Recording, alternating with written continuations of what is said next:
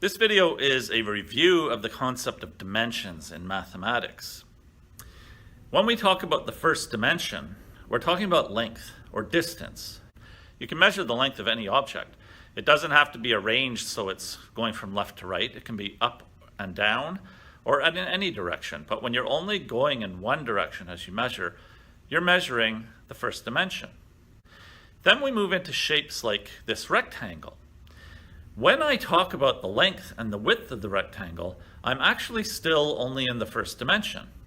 The length is a measurement in one direction, left to right here, and the width is a measurement in a different direction, up and down in this diagram. Even though we're talking about two different measurements in two different directions, we're still in the first dimension.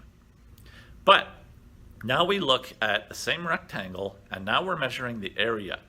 We have to multiply length by width to get the area. And at that point, we're talking about two dimensions. A rectangle is a two-dimensional figure because its area involves both the length and the width. Remember that units of measure for area are in units squared. So we can have meters squared or centimeters squared. Then we talk about three-dimensional objects. Third dimension involves yet another direction. Here in this rectangular prism, or if you wish, this box, we have a length, we have a width, and we also have a height. And when we multiply all three of those together, we're measuring volume.